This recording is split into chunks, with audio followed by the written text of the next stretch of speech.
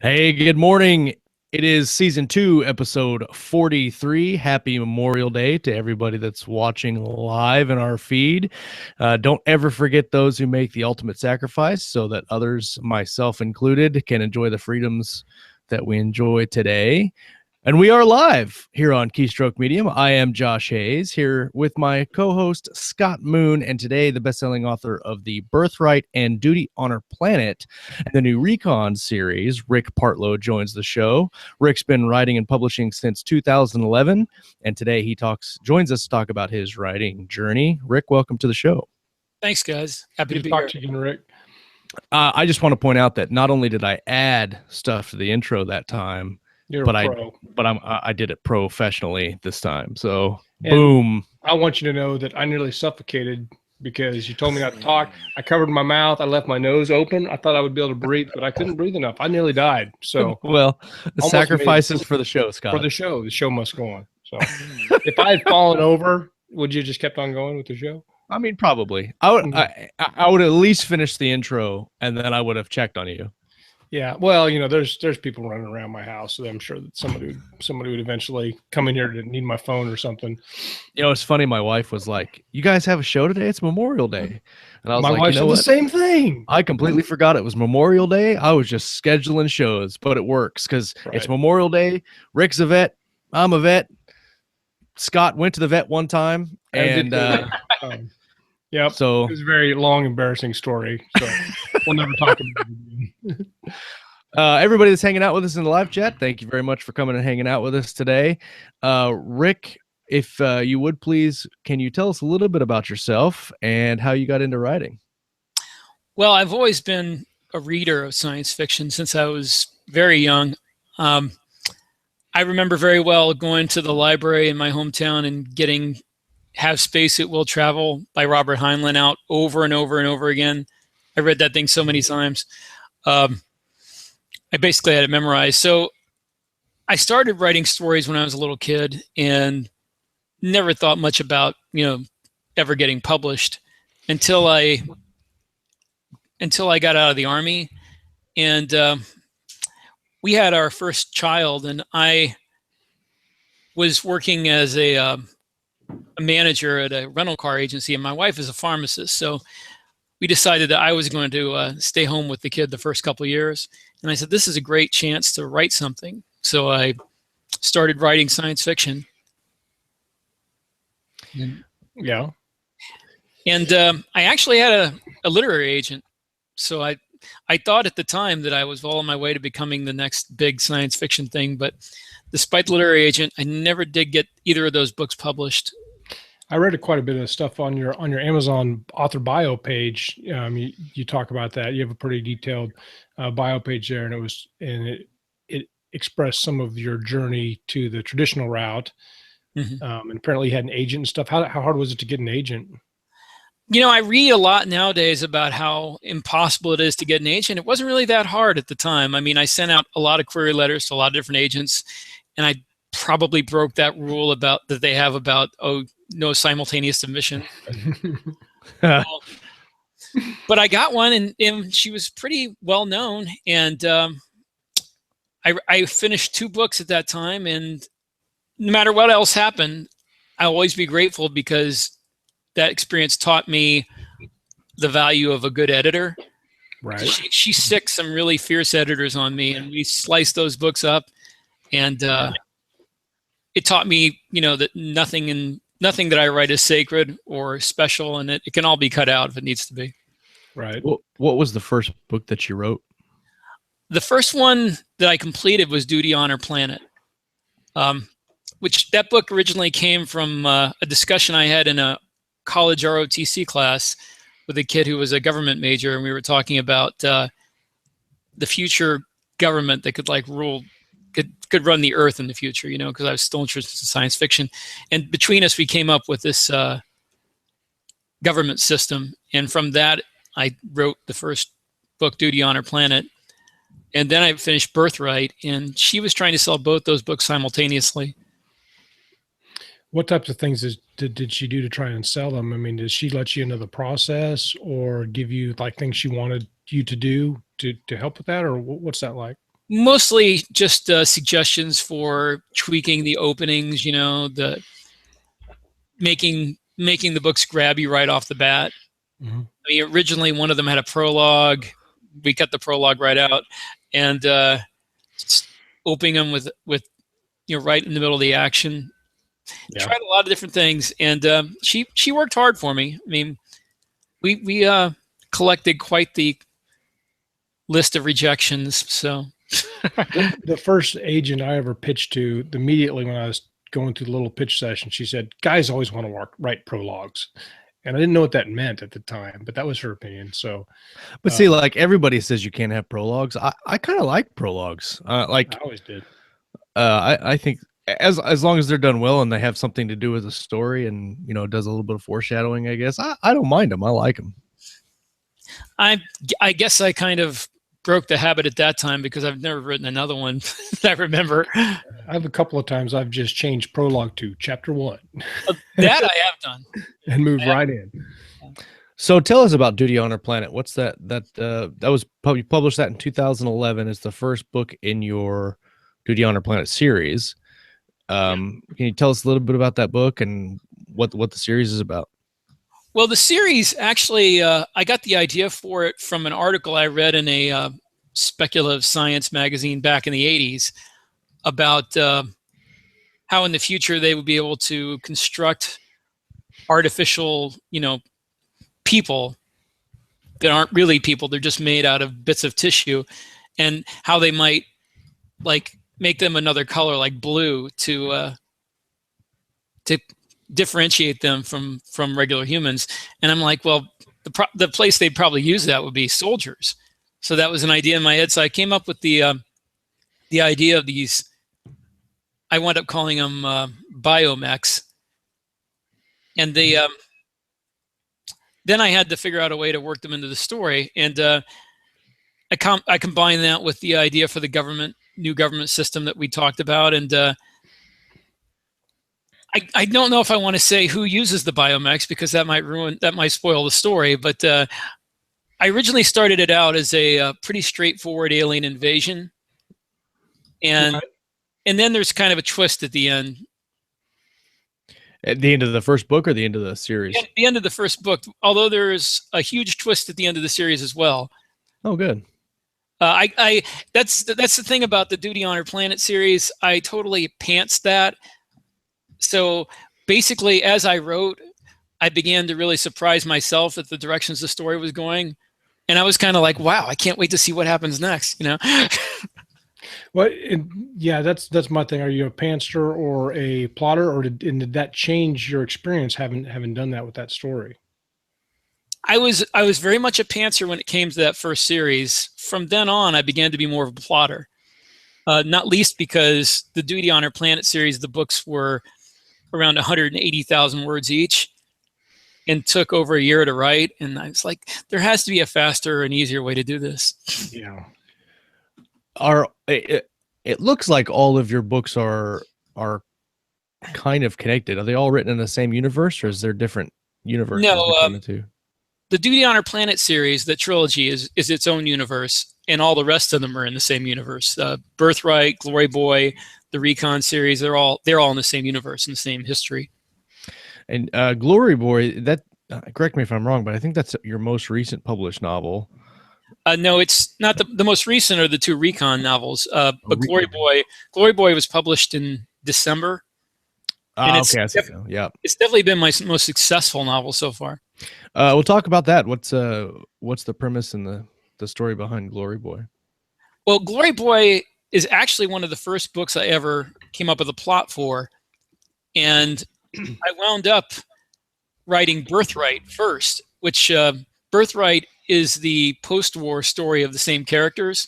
The Glory Boy is what happened to them during the war that predates that trilogy. And I originally came up with that when I was in high school. I just I read a lot of science fiction, science articles, and they were talking about soldiers of the future, and what could be done to people. And I thought, well, I'm going to take somebody that, a couple hundred years in the future, they just shove every piece of biotechnology and augmentation they can into these few people and turn them into super commandos. And I started working with that, and then I'm like, who's the most unlikely person that you could turn into one of these guys? And I've picked some kid who was a farmer on this primitive colony that's run by a futuristic sect related to the Quakers. So they're all passive. Oh, okay, yeah.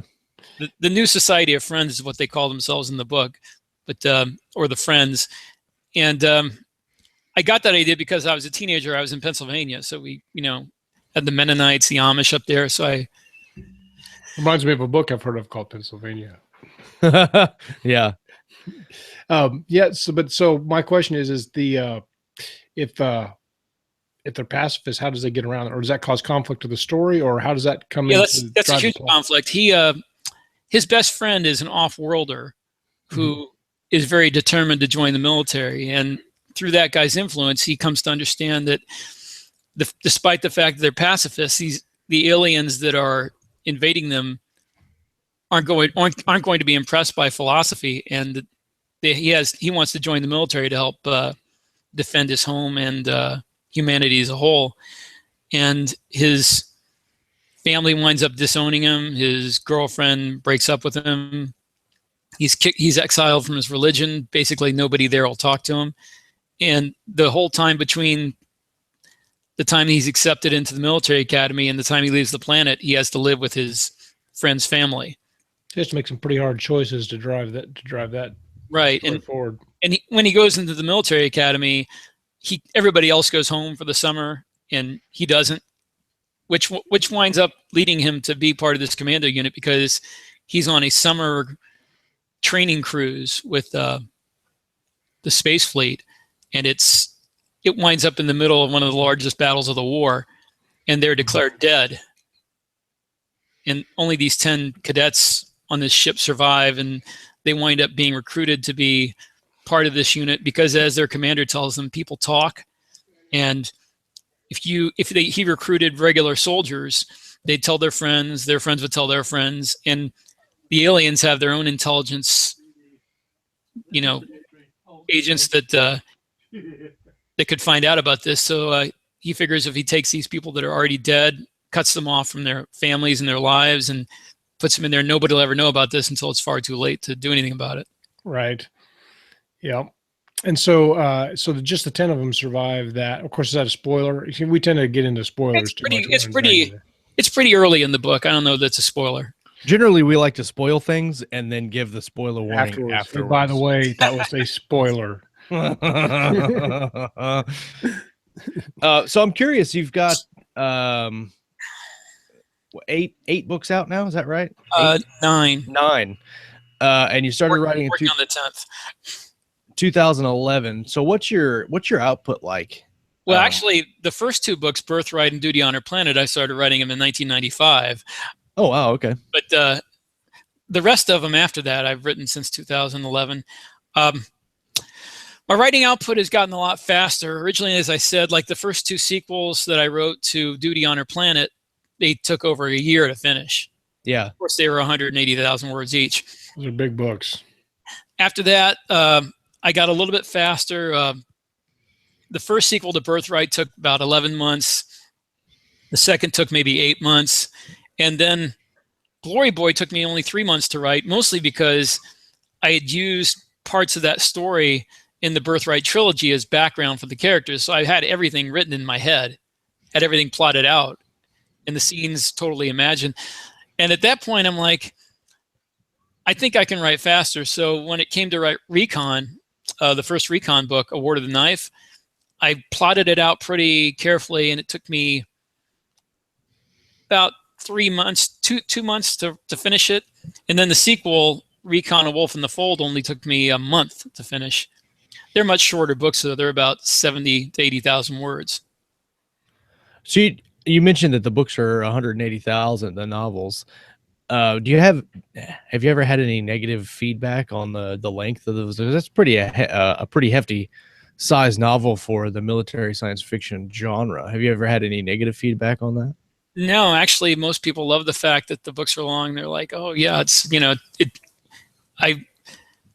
it seems like a bargain because, especially for those who aren't Kindle Unlimited, because I offer it as a collected book. Yeah. You can borrow just the one and have, you know, over 2,000 pages to read. Oh yeah. Yeah, it'd be interesting to know where the convention for genre length, came about and why. Because a lot of times in the old days, that was more production cost issue, or like they didn't want to over invest in a really long book until they made sure you were selling. That's like the Harry Potter books are short and they get longer pretty quickly. Right. But when they did the first one, they're like, we'll spend this much on you to produce this book. So I don't know that length is that important. Well, not with ebooks now, though. Right. But I remember when I was reading science fiction back in the 70s and 80s, they seemed really short compared to nowadays. I mean, I used to read a lot of Clifford Samac, and his were 200 pages long. It was paperback. Right. Yeah. Or like the Starship Troopers, Heinlein's 198 pages. I read it in one sitting, I think, the first time. Yeah, that's super short compared to his other books, which are massive.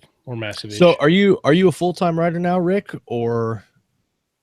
I am in the middle of transitioning to that. Up till now, not to get too crass, but I've been in the between the high 5 figures and low 6 figures. High 4 figures, low 5 figures a year. And I've had other jobs. I do some photography, as I was telling him. I substitute teach. Oh, cool. Various other things. But this year, it's come to the point where I'm making enough money that it becomes counterproductive to take time away from that to do other things. Right. You get a cost-benefit analysis at some point where you'd be better served by writing new stories and connecting with your readers and things like that. Yeah. It's interesting to approach that line, as you get close to it and make that final decision. Because, that's not an easy thing to do. I applaud the people that have that kind of courage. Yeah. But I'm kind of aided in that by the fact that my wife is a pharmacist, so she makes good money and has very nice health care. So I don't have to worry about that. Yeah. Healthcare is a good thing. Especially when you need it. So, which as clumsy as I am, the probability that I will need massive amounts of health care in the next few years is pretty high, because I pretty much can't walk up the stairs without going head first. That's another story. Again, see, no spoilers in my life story. You mentioned that the 2 Recon novels, Recon, a War to the Knife, and A Wolf in the Fold, are your most recent novels. Mm-hmm. Is that at the start of a new trilogy, or? It's the start of a new series. It's probably going to be at least 4 books. Okay. I'm in the middle of I'm probably 2/3 done with the 3rd book right now. And I have an idea for the 4th book. These books, they start out, A War to the Knife starts out during the war that's described in Glory Boy. It's actually talking about a battle that happens in Glory Boy from the perspective of someone else. There's a planet that they're trying to free from the enemy occupation, and it goes very badly. And the main character of Glory Boy, Caleb Mitchell, and his unit wind up having to get out, and a couple of them die. And they have to leave behind what they assume are the bodies of the Marines who went with them, but one of the Marines survives. And this A War to the Knife is about his story as he's stuck there behind enemy lines in this occupied planet for over a year, trying to organize a civilian militia to resist the enemy. Oh, wow. And so I went from there to after the war, but before the events of Birthright. And I'm going to bring everything up to the level of what happens in Birthright by the 4th book. And then spoiler, but I'm probably going to combine the two, and introduce the characters to each other. I like that. I think that's really cool. So, and without spoiling, because we like to spoil, but apparently about 50% of our live chat group says they like spoilers, and that they read the last chapter first. I'm not sure how I feel about that. Does that. Yeah, that's probably cool. Actually, I don't mind a spoiler. That's why I can watch movies and read books more than once. But that first time through without the spoilers is obviously good. So, And I have no idea what my question was, but I'm sure it's important. So can you? I'm sorry, I got it. Can I Go. Okay. Without being a spoiler or doing a spoiler, you talked about your character doing the resistance, and that type of stuff always fascinates me. I love that type of story. So can we talk about what his enemies are, or what the enemy, I mean, who's he fighting against? Are they humanoid or? They're a humanoid alien called the Tawny. Okay. I have to explain in this history, in this universe, there is a race of vanished aliens that they call the predecessors. And they, tens of thousands of years ago, left this part of the galaxy, and they left behind a bunch of terraformed planets. And we know that they're terraformed because they leave behind the exact same kind of algae type of growth that terraforms them, makes them habitable for us. Nobody knows what they look like or anything about them at first. And the humans, we're fairly sure they let evolve on their own, but these Tawny, the predecessors, interfered with their evolution and kind of rose them up a little quicker, and it didn't turn out well, because instead of having time to work through their predatorial tendencies, they've become very aggressive and violent and expansive. And after they unify under a world government there that basically is kind of dictatorial, with an emperor and a religion that discourages any kind of individual thought, they attack us because we're the only other game in town. There are no other aliens alive and where we live. So these natural born enemies right there. Exactly. Almost bred for us. Yeah. Is it a competition over resources or expansionism, or just it's more, I mean, it starts out as us accidentally intruding on what they considered their territory, but it's more of a religious thing than it is for resources or territory. They believe that they are destined to be, the dominant race, because they were really bred to be that, and they can't abide the fact that we're a competitor. And we're talking about the aliens who are basically rushed through their evolutionary process and become hyper aggressive. Yeah. Yeah. They're humanoid looking, but they're different enough that you wouldn't mistake one for a human. Right. They're not going to walk among us like some other thrillers like V or something where they can hide. I don't know about you guys. I couldn't stand V. Did you guys like V? I liked it when they had Michael Ironside's character. If we're talking the 80s version of V. Right. I loved him, and when they got rid of him, I kind of lost interest. I could never dedicate the time to it because my weird shift works and stuff, and I'd always I'm going to watch that new series everybody's talking about, and I'd watch like half an episode, and then that was over, and then I got behind, and then I just got angry, and I went and sulked in my corner and said, I'm not watching V because I don't. You do a lot of sulking in your corner. do. What is this a trend? We should probably get me help. Well, it's like the old Battlestar Galactica and the new Battlestar Galactica. I really didn't like. I missed those as well. Oh, that's right. You haven't seen the new one. I forgot. No, I've seen the first 2 or 3 episodes. I batched them up and was going to binge watch them, and of course, I saw the old ones when I was a kid as well. So I'm curious, Rick. I'd like to talk a little bit about your world building for the series, but I'm curious if, seeing as you've been a science fiction reader, what were the inspirations? What were the authors and the books that went into? JR brought up Firefly, not yet. JR, what went into your reading, and what kind of inspired the universe that you've written now? Well, I mean, there's a lot of Heilein. I read a lot of Heilein as a kid. I read. I don't know if you know John Steakley. I don't think no. Huh? He wrote a book called Armor, which is kind of your Starship Troopers have been about the battles and not the politics. Oh yeah, I think I have heard somebody talk about that book. It's a great book. I love that book. It came out in the 80s, so that was heavily influential on me. Honestly, I didn't read a great amount of military science fiction as a kid, and when I came up with the idea for Duty Honor Planet, it was more it was more just I mean, I was in ROTC. I was in the National Guard. I was going to join the active military, and I kind of just wanted to combine my experience, the things that I knew about, with science fiction. I'm not even sure if you could say that military science fiction was a big subgenre back then. I mean, it existed, but it wasn't like, huge. I did read Jerry Pournelle at the time. He had some military science fiction, but it wasn't as big a financial part, of the industry as it is nowadays. Vicky Malone Kennedy says she's a big Heilein fan, and she'd like to know which Heilein book is your favorite. It's still got to be Have Spacesuit Will Travel. I mean, it's the first one of his I ever read, and I read it every year at least once. I don't think I've read that one either.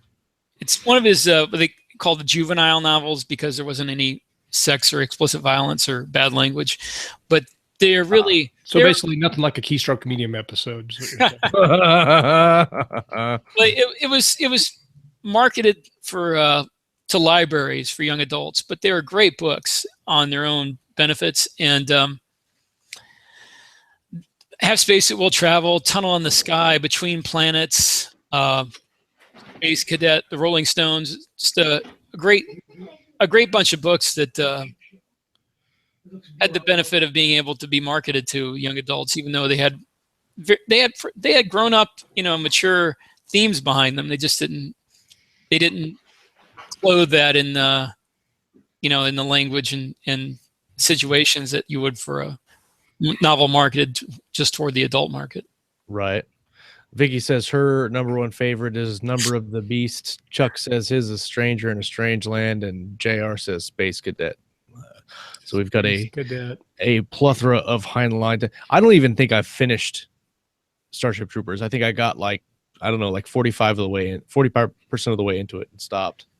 Yeah, I read that one. Then I went on a big Heilein binge after I read that, and I came to realize there's like some lines of demarcation. Oh yeah, because you read like Starship Troopers, and then I read Stranger in a Strange Land, and then I read Time Enough for Love, and those are not the same book. No, I am not a big fan of the later Heinlein with all the weird. You can tell kind of what social time frame it was set in, because I can't even talk about Time Enough for Love, but people who know the plot and some of the protagonist struggles. And they're a little bit of their anyway. We'll just stop there. Yeah, but it is a very well written book. But it is definitely something you're like, am I reading this? Oh my god!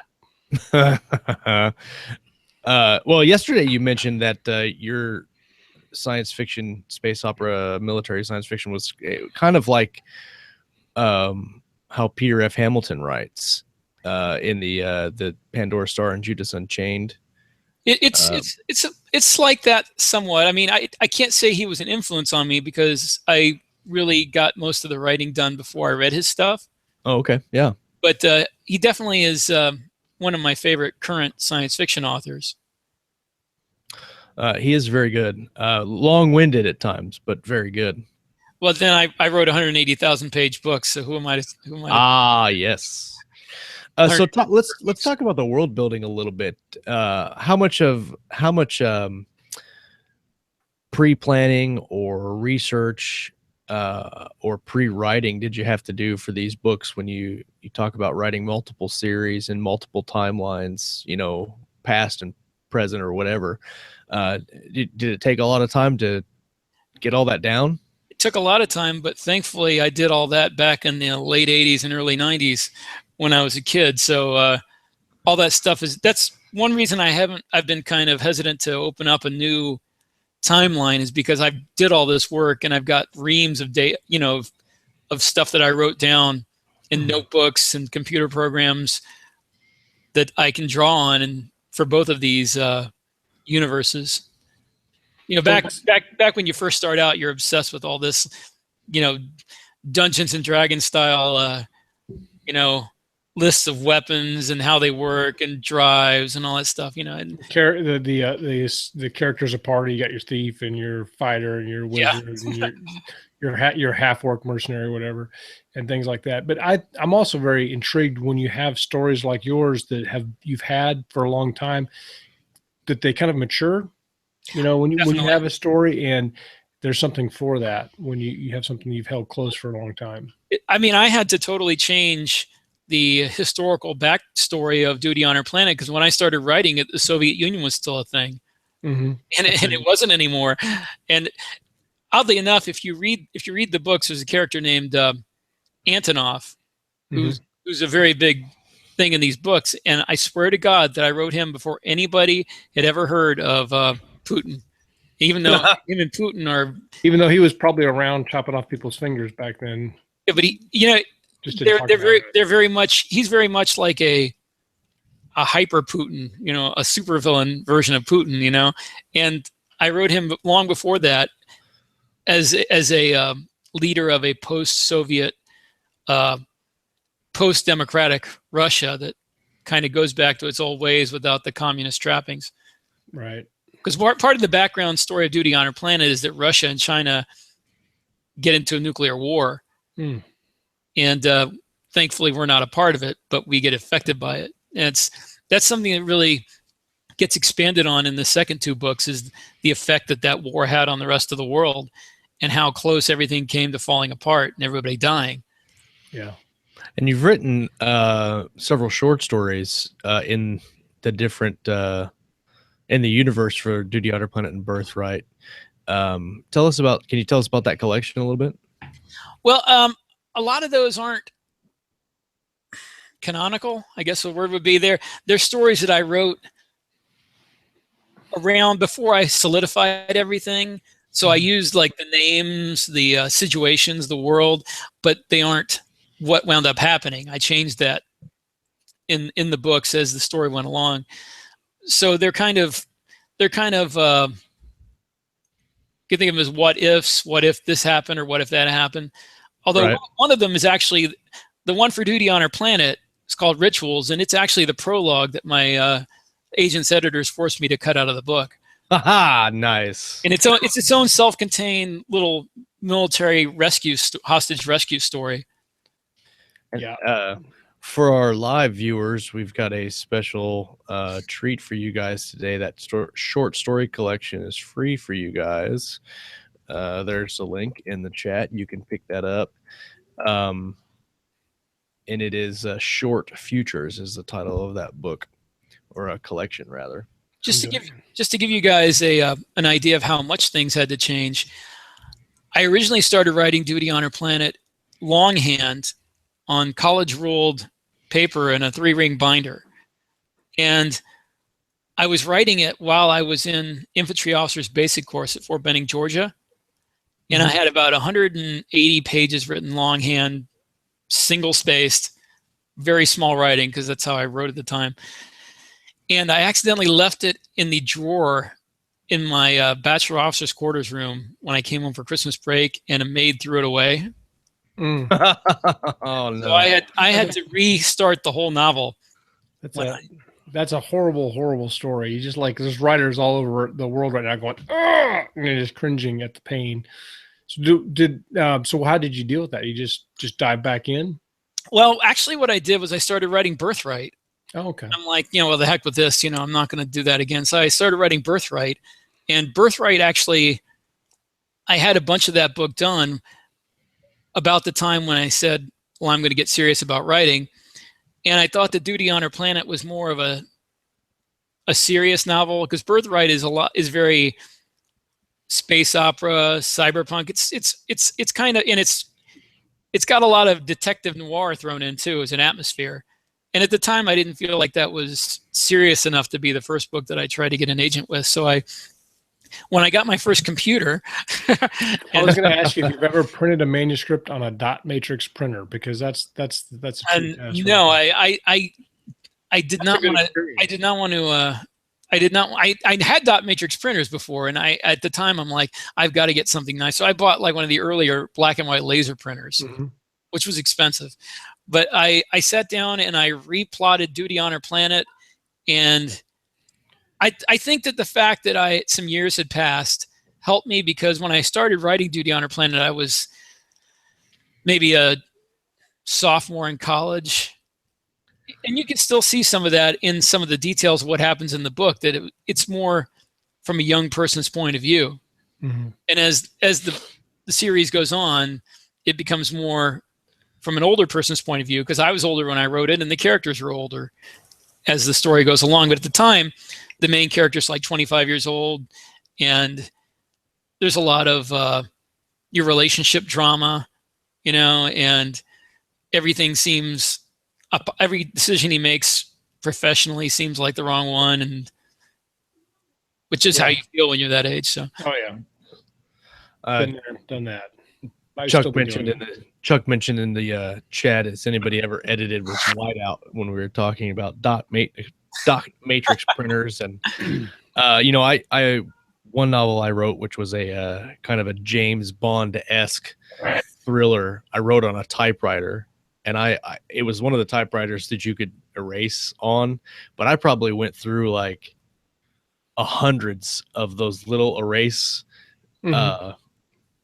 spools that you could put on the thing. And I remember like messing up a whole like half a sentence and just for like 15 minutes trying to delete like the whole thing. The hammer of doom. It's like mocking you made a mistake. Bam, bam, bam. And actually kind of cool. I have to admit, I never tried to write a novel on a typewriter. I waited until I had my first computer to do that. It's kind of cool typing on a typewriter. I mean, there is a certain tactile kind of, it's kind of like playing the drums. You just beat the crap out of that, man.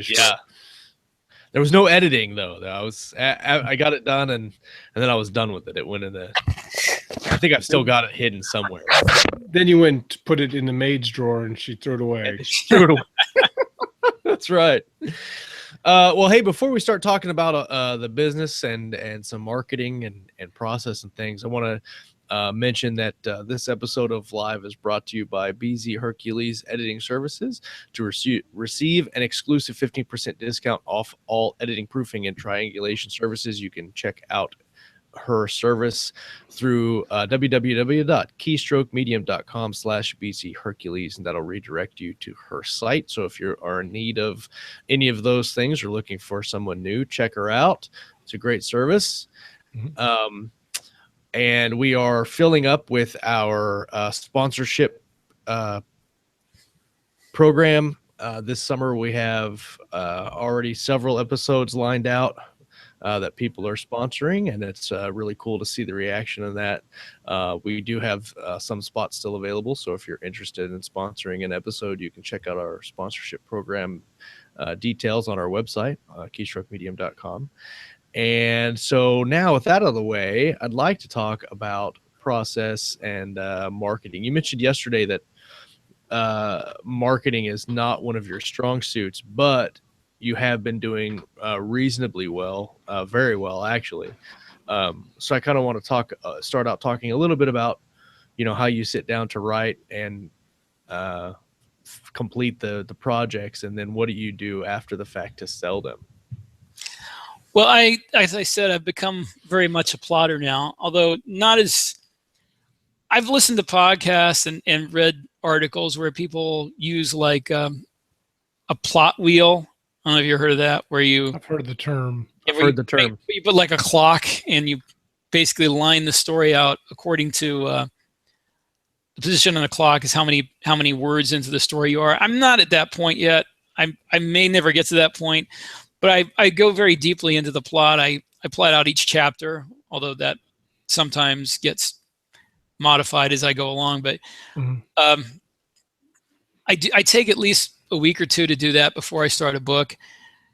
And then I have been plodding along at a pretty consistent 2,000 words a day while still working and doing all the dad stuff I have to do. Right. Yeah. I'm hopeful that if I started this full time, I can get up to 3,000, even 4,000 words a day. I don't want to push it though. 2,000 so far has been a comfortable number that I feel like I'm not putting a lot of mental pressure on myself and getting burned out. So I don't want to go too far over that. But and I also feel like if I did it in fits and starts, like some people, they'll write 5,000-6,000 words in a day, and then they'll take like a couple days and write nothing, or a couple hundred words. I'd rather, if I write 2,000 a day, it becomes a pretty good habit. Right. I just know I have to do. It's like going to the gym or running. It's not something I think about, oh, maybe I'll make time to run today. It's like, okay, today's so-and-so day, I'm going running. It's just part of what I do. It's like brushing your teeth or taking a shower. It's something you have to do. A time of the day, you write first thing of the day, late at night, everybody goes to sleep, something different? Usually I write between morning, early to late morning, and then again from the early afternoon to mid-afternoon, and then some at night.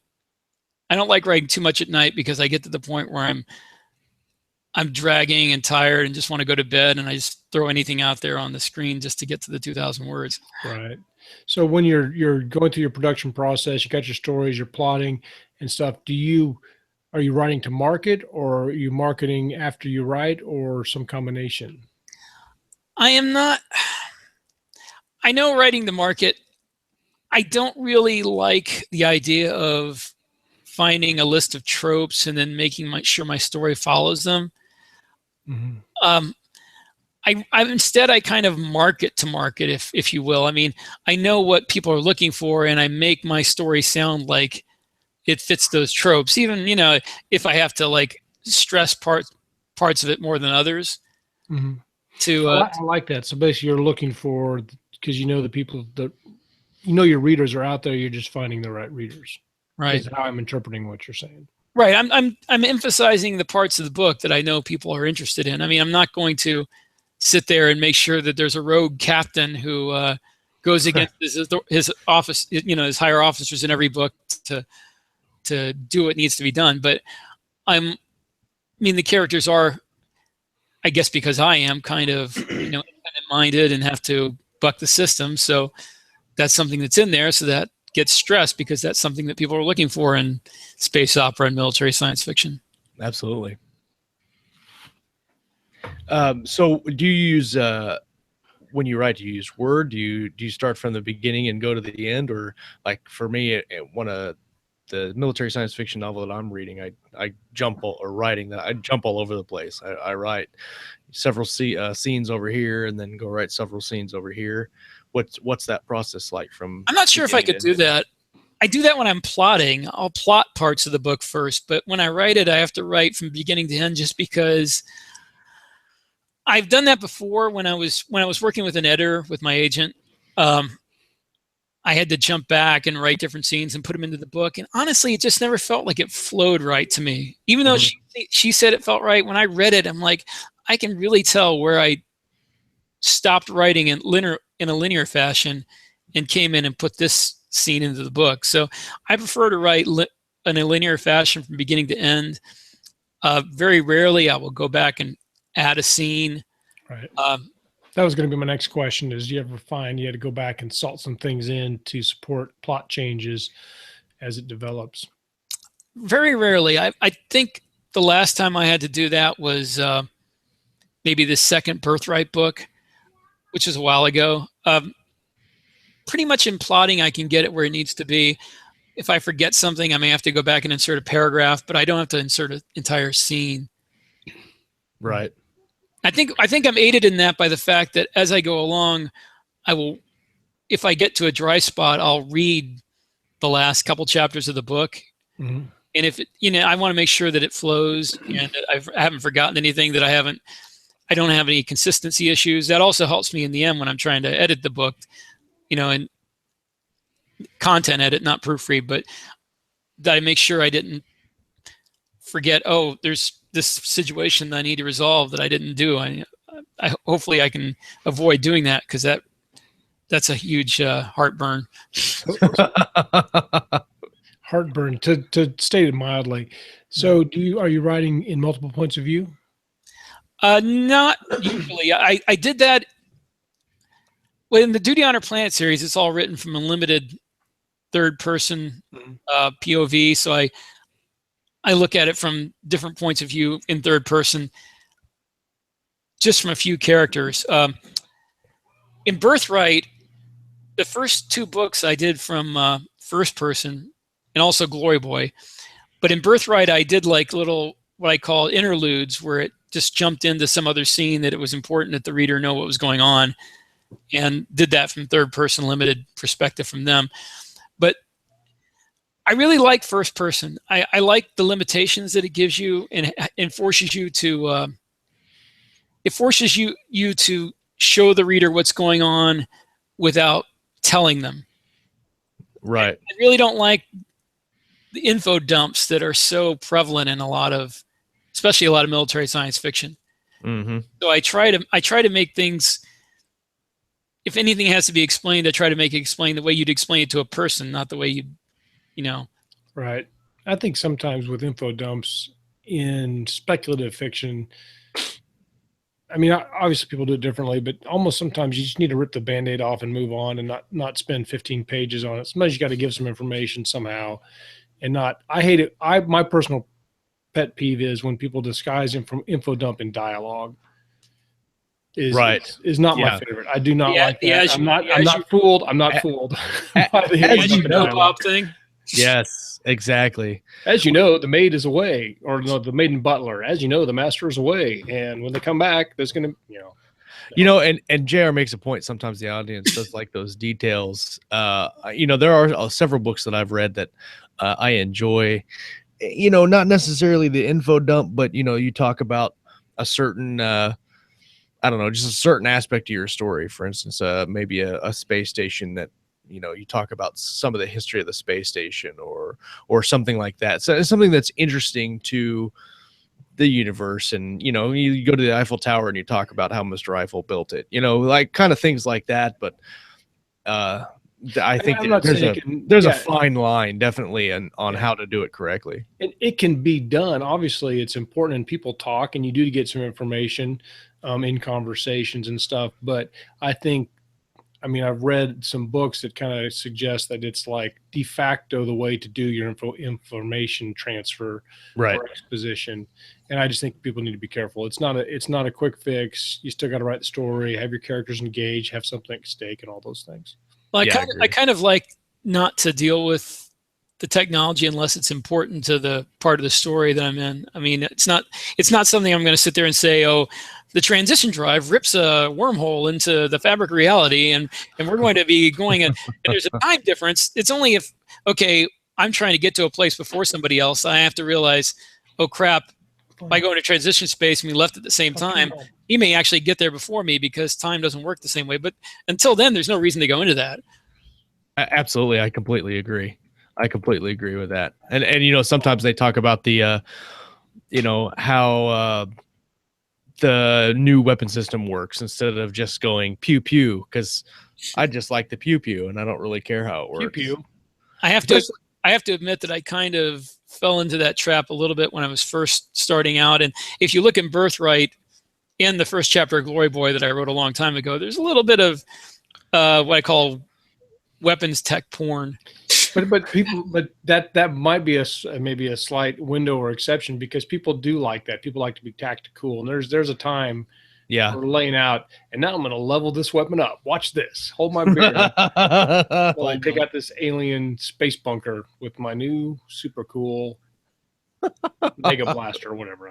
Pew pew pew pew pew.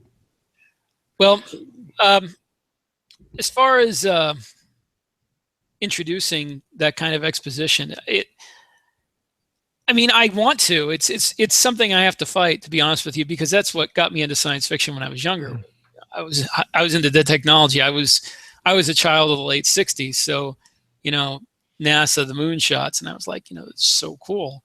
Yeah, the technology is what I really wanted to talk about, but as a writer, you have to fight those kind of impulses. It's a huge part of it. They say that you should put in 10% of your world building into the actual story, but you should still know the other 90%.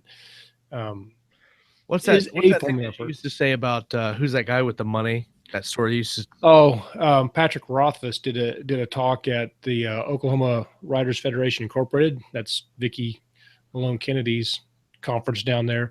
But he came and he talked about he gave that rule. He said 10% of what you know about your world building goes into your story. But he said, this is Patrick Rothfuss speaking, in my example, only 4% goes in because I do a lot of world building. And then he told this story about how he likes money and he had spent like years developing the exact coins of out-of-date currency on another continent 400 years ago, and he had it all lined out. But he said that doesn't go in the story because that's not really needed to drive the narrative. Unless you're J.R.R. Tolkien, in which case every detail of language writing you right. You should be able to speak the language when you're done and live in Middle Earth, which actually I would do. That would be pretty neat. I don't know about living in Middle Earth, man. That's maybe post Sauron. Well, there's not a lot of air conditioning and stuff, but I mean, there's not a lot of air conditioning. Other creatures, a lot of lava. Yeah, lava. You got to have really good health care to live in Middle Earth because you're going to fall down a lava flow sooner or later. The dragons come out of your sky, and you're like, "That's not in my policy." Not in my policy. Sorry, I'm out. So, what do you have coming up the rest of this year, Rick? Well, I'm trying to finish this third book in the Recon series.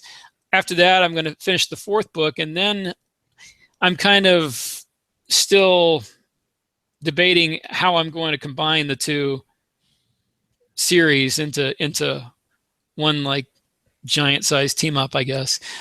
But I want to do more in the Birthright universe. I honestly, I love the Duty Honor Planet universe, and I love those characters. But I feel like I took that to a natural conclusion, and it's kind of odd to hear a writer say this about his characters. But I kind of want to let them rest. I feel like they're happy and things are going well, and I don't want to screw with them anymore.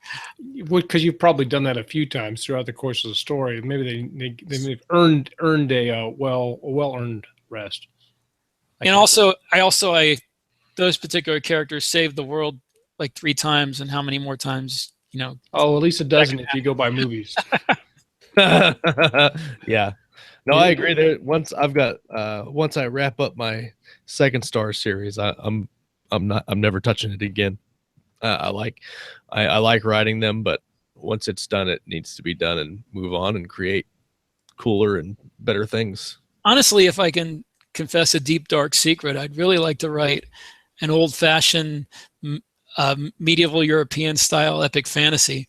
Oh, yes. I wanted to for years, but financially, I think it would be a disaster because I have a readership for this stuff, and jumping into a totally new genre, even if I change, if I use the pen name, I mean, it's still a lot of energy. It would take me probably a year to write the first book in this because the plot I have in my head is long.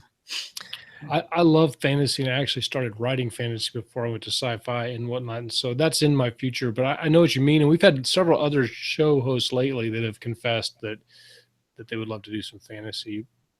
And I don't necessarily think you'd have to do it under the pen name. I just think you'd have to prep your readers for it ahead of time. Obviously, but sci-fi readers don't exclusively read sci-fi; they'll read fantasy too, and I read everything. And I think most readers, I don't think you ever get a reader that he'll read your science fiction and say, "Nope, I'm not reading his fantasy. I'm not doing it." You might have a little bit, but I think in general, I mean, because I read a ridiculously wide eclectic reading style. And like Daniel Aronson, if I'm saying his name right, he went from fantasy to sci-fi, and now he's probably going to go back to fantasy, and he's doing really well because he wrote a lot of stories that people like, and he connects with his readers. So I think it can be done. And having just dabbled with starting a pen name, that makes you feel like you're starting it really at square one, unless you're really because you're literally like, I have no profile, I have no social media context, I got no books in this thing, I got it's kind of daunting.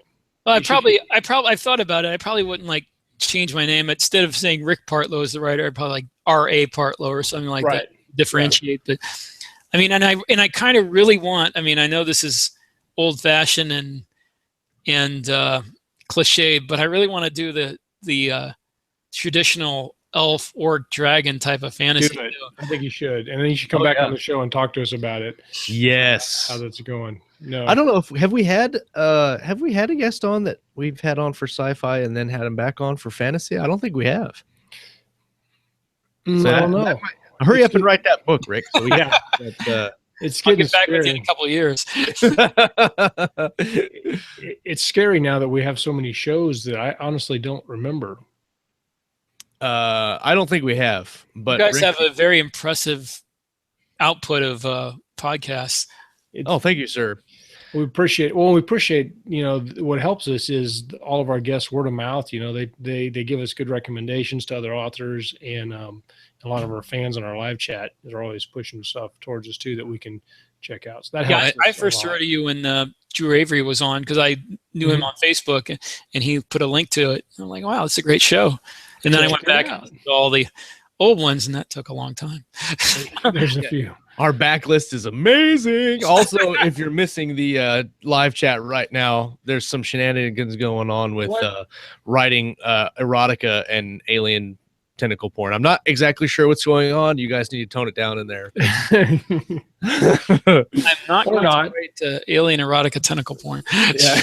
Apparently, Chuck's trying to get into that kind of.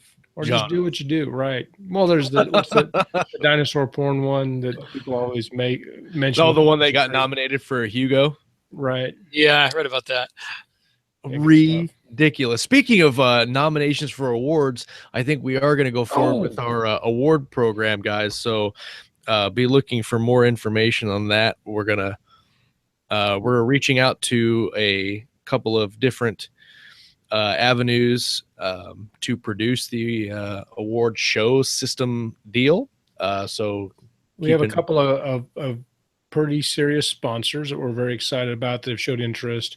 And we want this to be a super fun award show, but we want quality, and we really want it to be a Reader's Choice award. It's got so the more people we can get involved with it once we launch it, the better. So it's going to be up there with the Dragon Awards. Mm-hmm. Right. Okay. Well, speaking of connecting with readers, Rick, can you tell us where our fans can find out more about you and your books?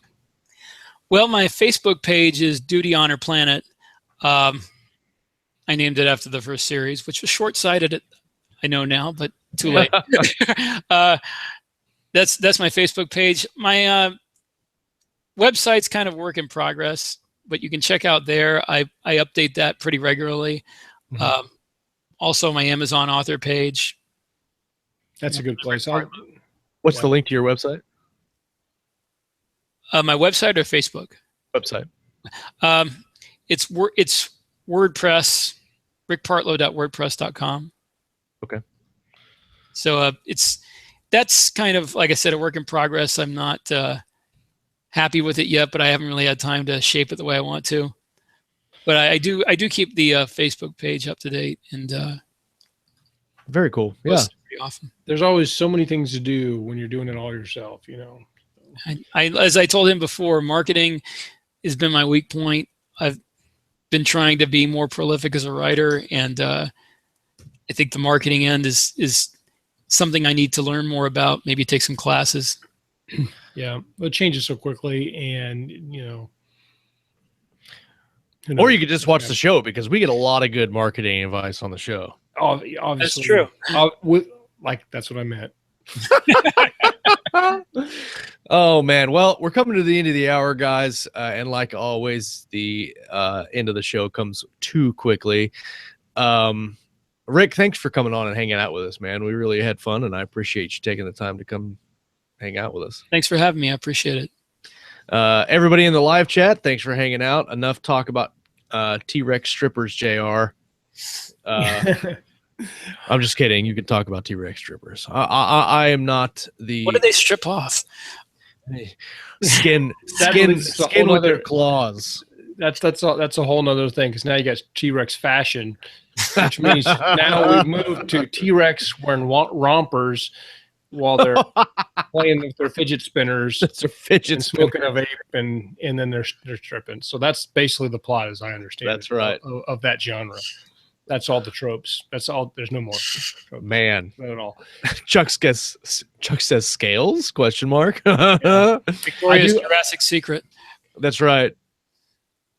Good deal. Well, I got my free book that although I think most people in the live chat hooked up for that too. Yep, I went and got mine as well. Several of our live chat guests are like, I've signed up for all these. I'm getting these free books every time. So, we really appreciate.